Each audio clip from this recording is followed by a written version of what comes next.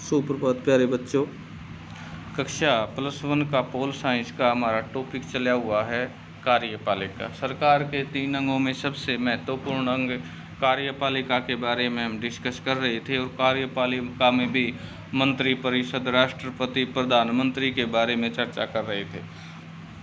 और इससे पहले हम राष्ट्रपति के विशेषाधिकारों के बारे में पढ़ा कि राष्ट्रपति के पास क्या शक्तियां हैं और किन परिस्थितियों में वे अपनी शक्तियों का प्रयोग कर सकते हैं। आज जो हमारा क्वेश्चन बनता है या टॉपिक है भारत के उपराष्ट्रपति के बारे में। उपराष्ट्रपति 5 वर्ष के लिए चुना जाता है, उसको भी उसी तरह चुनते हैं जैसे राष्ट्रपति को। केवल इतना अंतर है कि उसके निर्वाचन मंडल में राज्य विधानसभा के सदस्य नहीं होते। उपराष्ट्रपति को हटाने के लिए राज्यसभा को अपने बहुमत से इस आशय का प्रस्ताव पास करना पड़ता है। उस प्रस्ताव पर लोकसभा की सहमति लेनी पड़ती है। उपराष्ट्रपति राज्यसभा का पदेन अध्यक्ष होता है, यानी एट प्रेजेंट में वेंकैया नायडू हमारे देश के उपराष्ट्रपति के रूप में शोभित हैं। और राष्ट्रपति की मृत्यु, त्याग पत्र महाभियोग द्वारा हटाए जाने या अन्य किसी कारण से रिक्त होने पर वह कार्यवाहक राष्ट्रपति का काम करता है। उपराष्ट्रपति तभी तक कार्यवाहक राष्ट्रपति के रूप में काम करता है जब तक कोई नया राष्ट्रपति नहीं चुन लिया जाता। फरीदुद्दीन अली अहमद की मृत्यु के बाद BD जती एक कार्यवाहक राष्ट्रपति के रूप में कार्य करते रहे जब तक नए राष्ट्रपति का चुनाव नहीं हुआ। यहाँ पर कुछ एक प्रश्न बनते हैं। कल्पना करें कि प्रधानमंत्री जिस राज्य में इस आधार पर राष्ट्रपति शासन लगाना चाहता है कि वहाँ की सरकार दलितों पर अत्याचार रोकने में विफल रही है। राष्ट्रपति की सोच कुछ अलग है। उसका कहना कि राष्ट्रपति शासन का अपवाद स्वरूप ही प्रयोग करना चाहिए। इस स्थिति में राष्ट्रपति के पास निम्नलिखित में से कौन से विकल्प हैं? वह प्रधानमंत्री को बताए कि राष्ट्रपति शासन की घोषणा करने वाले आदेश पर वह हस्ताक्षर नहीं करेगा, प्रधानमंत्री को बर्खास्त कर दे, वह प्रधानमंत्री के वहां केंद्रीय रिजर्व पुलिस बल भी भेजने को कहे, एक प्रेस वक्तव्य दे क्यों प्रधानमंत्री गलत है, इस पर संबंध में प्रधानमंत्री से बातचीत करे, उसे ऐसा करने से रोके, परंतु यही प्रधानमंत्री दृढ़ रहे और तब तक उस पर हस्ताक्षर कर दे।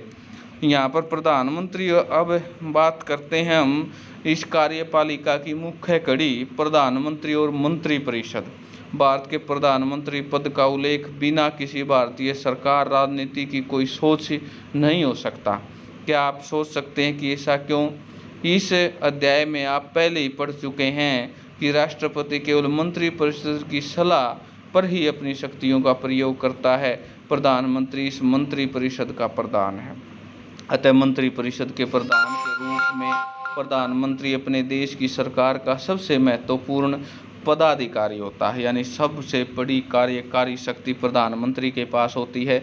संसदीय शासन में यह जरूरी है कि प्रधानमंत्री को लोकसभा में बहुमत प्राप्त हो। बहुमत का यह समर्थक है कि प्रधानमंत्री को बहुत शक्तिशाली बना देता है। जैसे कि प्रधानमंत्री बहुमत का समर्थन खो देता है, वह अपना पद भी खो देता। स्वतंत्रता के बाद कई वर्षों तक कांग्रेस पार्टी का लोकसभा में बहुमत बना रहा, जिससे उसी का नेता प्रधानमंत्री बनता रहा। 1989 में ऐसे अनेक अवसर आए जब लोकसभा ने किसी भी दल को बहुमत नहीं मिला।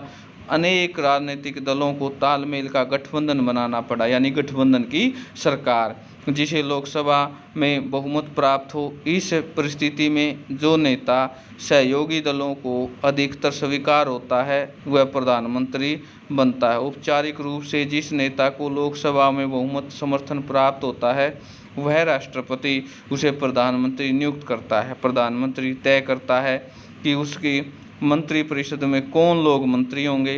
प्रधानमंत्री विभिन्न मंत्रियों के पद, सत्र और मंत्रालयों का आवंटन करता है। मंत्रियों को उसकी वरिष्ठता, राजनीतिक महत्व के अनुसार मंत्रिमंडल का मंत्री, राज्य मंत्री, उप मंत्री बनाया जाता है। इसी प्रकार राज्यों के मुख्यमंत्री अपने दल या सहयोगी दलों में मंत्री चुनते हैं। प्रधानमंत्री सभी मंत्रियों के लिए संसद का सदस्य होना अनिवार्य है।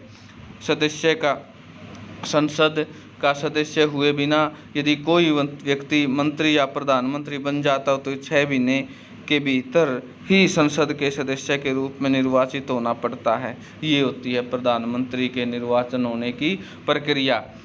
संविधान सभा में अनेक सदस्यों का विचार था, मंत्रियों का चयन विधायिका को करना चाहिए, न कि प्रधानमंत्री या मुख्यमंत्री को।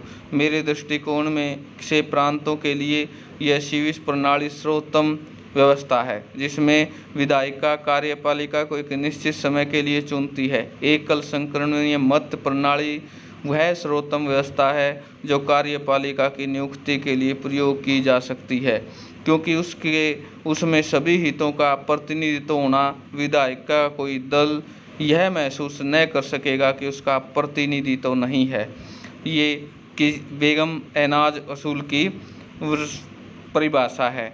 इस प्यारे बच्चों, आज हमने प्रधानमंत्री की चुनाव की प्रक्रिया के बारे में और इससे पहले उपराष्ट्रपति के चुनाव के बारे में हमने पढ़ा। आशा है ये दोनों पॉइंट आपको ठीक ढंग से समझ में आ रहे होंगे और इससे आगे हम कार्यपालिका के और विस्तार पूर्वक जानेंगे। इससे नेक्स्ट जो हमारा पीरियड में हम जानेंगे कि मंत्री परिषद का आकार कैसे होता है, उसको हम कैसे विस्तार पूर्वक उसको हम कैसे जानेंगे, इसके बारे में हम नेक्स्ट पीरियड में पढ़ेंगे। आज हमने प्रधानमंत्री की चुनाव प्रक्रिया और प्रधानमंत्री की शक्तियों के बारे में पढ़ा है। इसके बारे में आप सुंदर नोट्स तैयार करेंगे। आशा है ये सारी चीज़ें आपको समझ में आ रही होंगी और आप साथ के साथ इनको लिख भी रहे होंगे।